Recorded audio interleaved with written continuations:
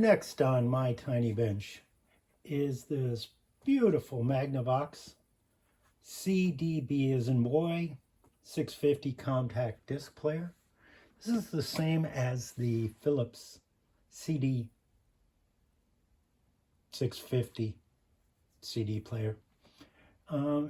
Nice unit in that it uses the original Philips CDM arm swing type drive mechanism, and it also uses the TDA 1541 style DAC chip. You see this folds down, access for the programming keyboard. Don't know that I would use it, but there it is. And the chief complaint on this unit is that the disc will not spin up. Be back in a few moments with the look of the back.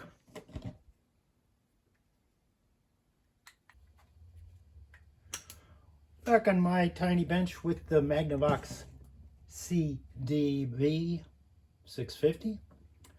Just taking a quick look at the back.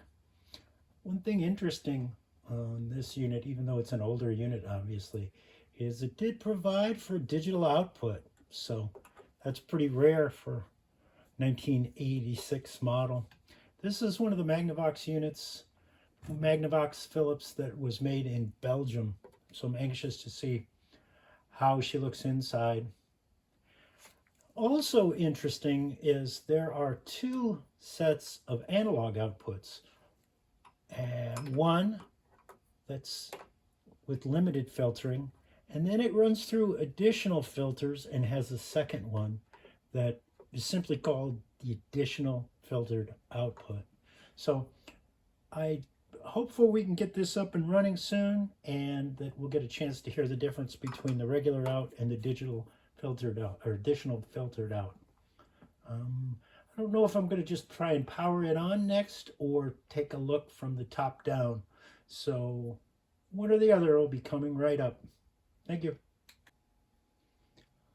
Welcome back to my tiny bench with the Magnavox CDB650 compact disc player. Decided to try and recreate the symptom before I pull the cover off. And just pop a disc in. Single beam laser tracking. We'll put our royalty-free music disc in, and let's see if she'll play.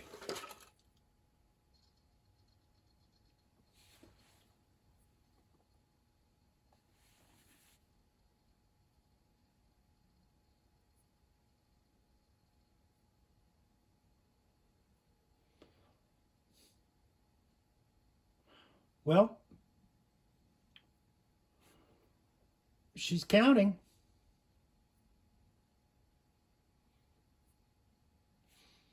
Let's just try again. Spun up pretty quick.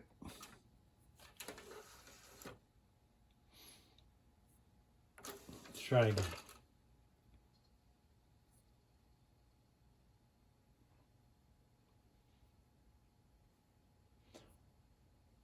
Well, who knows? I'm going to put some powered speakers on the output and see if we have sound coming out. Be right back. Okay, we've got the powered monitors, Fostex, connected to the first output. Let's see if we can listen to some wonderful royalty-free music, because royalty-free music is the best music. Well, seems to be playing. A bit of a surprise.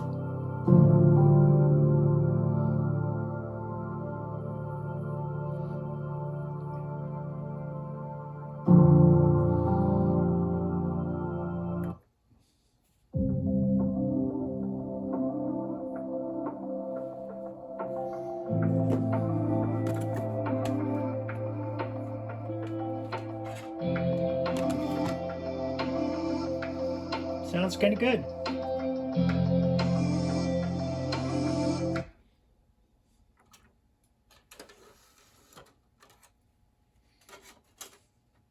Let's try the gap test.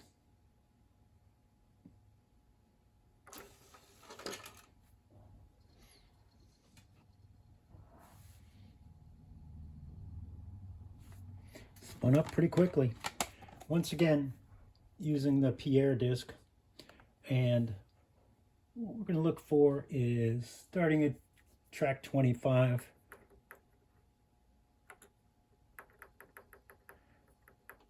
And those who've seen our other videos know that there are intentional gaps on the back to determine how large of a gap CD player can play through and compensate for.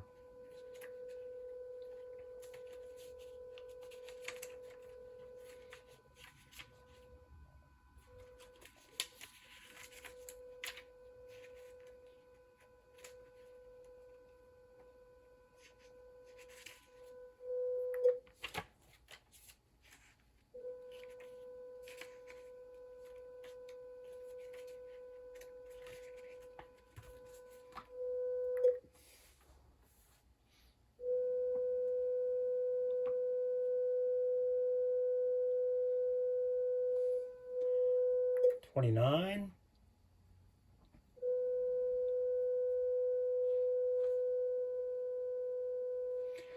It's 1/2 millimeter. 30. 0.75 millimeters. 31.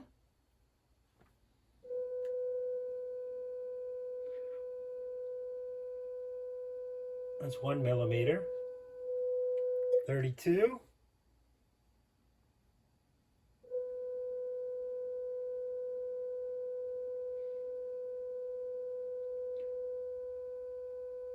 1 1/4 millimeters. Oh, there it was. Wouldn't play 33. 33 would have been 1 1/2 millimeters. So it looks like she played up to 1 1/4 millimeters. I'm going to have to try a little harder to replicate the issue, though, the stated defect. The last thing I want to do is have a boomerang here. So, more later. Back on my tiny bench, with the overhead view of the Magnavox CDB650. Just real quick, obviously this is the transport. The DAC chip is under here. The first set of analog outputs here, and then it goes through this additional filtering second set of analog outputs here. Right here, very rare for the time, it has a digital output. And interestingly, in the owner's manual, which I was able to find in English, it says that that is for future use, as though they didn't know what they would do with digital output at the time. Since we were last here, I was able to recreate the defect, and the defect was that it wouldn't read the disk, and it would just say disk error on the front, but it was intermittent, and I was a little reluctant to mess around with any of the settings, focus setting or anything along those lines, tracking, adjust, any of that. And I'm not that familiar with the swing arm type CDM2 that Philips produced in the 80s.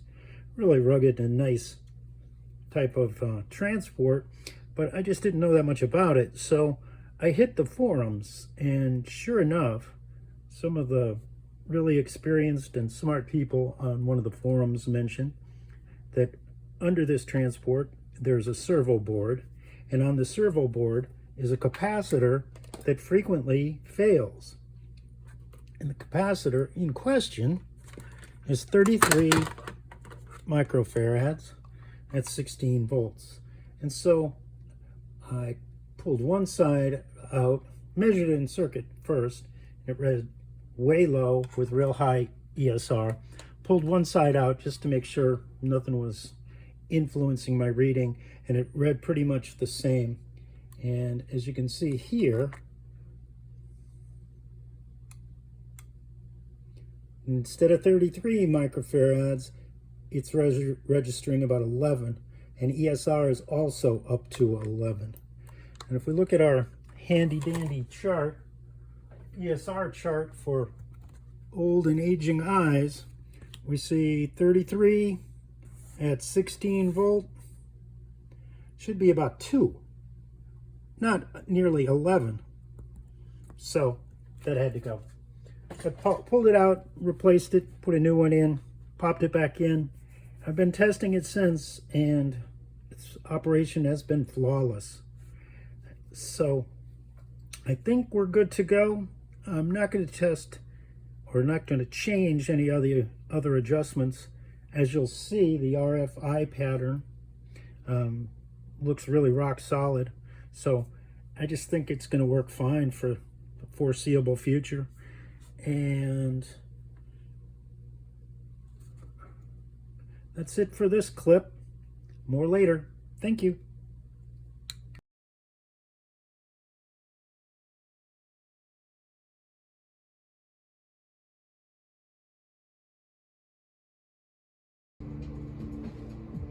We are back on my tiny bench with the Magnavox CDB650. Now that she's operational, not intermittent, I wanted to take a look at the eye pattern. Oh yeah. So we're at half a volt per gradual, 1, 2, just about 3.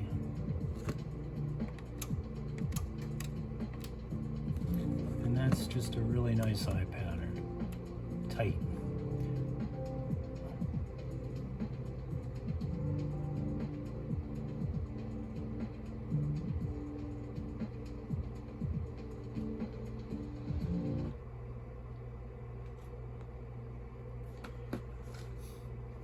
Just like I said, a brief clip to show the eye pattern on the Magnavox.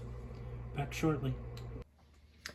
The final walkthrough of the Magnavox CDB650 compact disc player. Not sure if you can see it, but there's this sweet little green LED that shines on the disc when it's loaded and ready to go. One of the first things I wanted to show was just how quickly she spins up. 1001, 1002, less than 2 seconds. And this is not the best disc in the world. It has the best music, royalty-free music, but it's a burned disc, so not commercial stamped. So, sorry about that, a little problem with the camera, a little glitch. Anyway, the main thing I wanted to show was, well, first that it plays really nice. The next is, if you wanted to play a particular track, you pop open this little drop-down keypad, push the track, push play, and away we go. And notice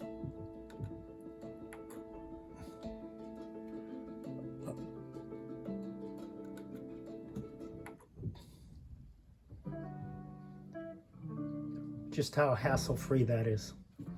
So that's it from this episode of My Tiny Bench. I think I mentioned sweet little green LED in there indicate that she's loaded. Thanks for watching, and we'll catch everyone next time.